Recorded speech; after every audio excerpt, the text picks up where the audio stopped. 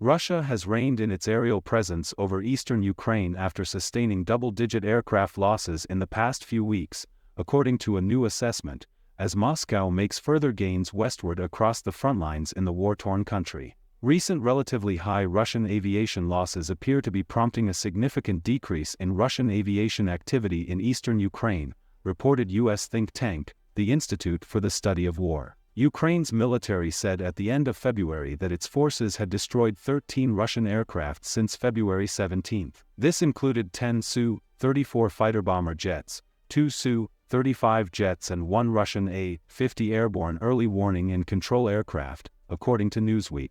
On last Saturday, Ukraine's Air Force then said it had downed a Russian Su-34 fighter bomber, just one day after Kyiv said it had taken out another Su-34 close to the Russian-controlled southern city of Mariupol. Although difficult to pin down a precise figure for any Russian aircraft, a single A-50 radar detection plane is worth a ballpark figure of $300 million.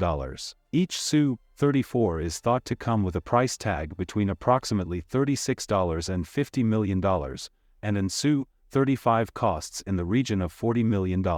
Figures from Ukraine's military show that Russia has lost 18 planes since the start of January, totaling approximately $150 million ahead of February 17. Added up, this puts Russia's aircraft losses since the start of 2024 at approximately $1 billion. Despite the size of Russia's air force, losing 15 aircraft in just a few weeks amounts to a punishing loss for Moscow. Along with a loss of expensive aircraft, Russia will also have lost vital expertise when pilots are killed as the jets come down. It is not clear how long Russia will pull back its aerial fleet, the ISW think tank said. Russia has advanced along the northeastern front lines in recent weeks, including west and south of the Moscow-controlled city of Kreminna. Russia has also gained territory west of Avdiivka, which the Kremlin captured in mid-February. Moscow is likely attempting to reimpose air superiority around Avdiivka to support its tactical advances, judging that continued offensive operations with air support outweigh the risk of losing more aircraft, the ISW said. Russia is preparing to launch nuclear weapon into space, U.S. fears. Russia wants to put a nuclear weapon into space, U.S. intelligence indicates, in what was described as a serious national security threat, according to The Telegraph.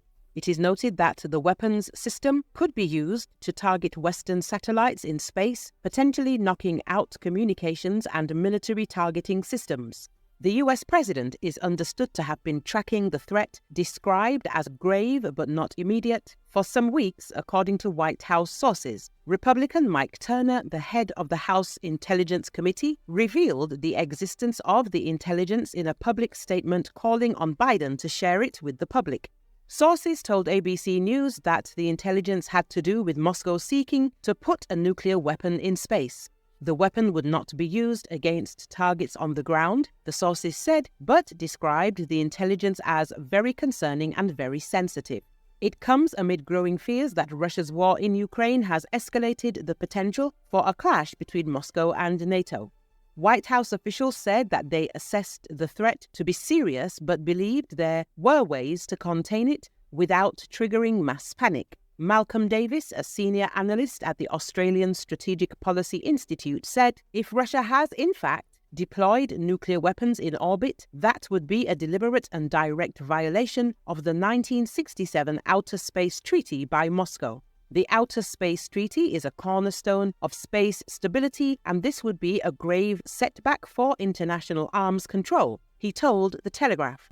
German Foreign Minister Annalena Baerbock was tracked down by a Russian drone. The head of the German Foreign Ministry, Annalena Baerbock, had to cancel a meeting in the Nikolaev region because of a Russian reconnaissance unmanned aerial vehicle. Bild reporter Nadja Aswad, who was present during this incident, writes about this. She says that she has been accompanying Baerbock on trips abroad for 2 years, but has never experienced such a moment. Alarm! Drones! The minister's convoy is in danger, the journalist recalls. So Baerbock interrupted the conversation with the head of the desalination plant in the Mykolaiv region because of a message from the embassy staff, after which everyone immediately got into the cars. We sit down and the convoy immediately moves off as one. Having entered a normal road, the convoy accelerates to 80 to 100 kilometers an hour, and then the journalists are informed a Russian reconnaissance drone was spotted over the territory where we were driving.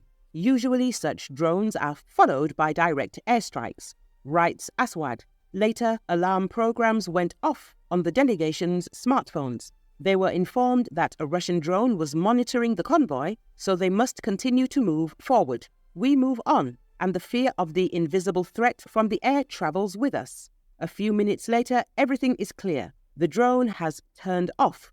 She added,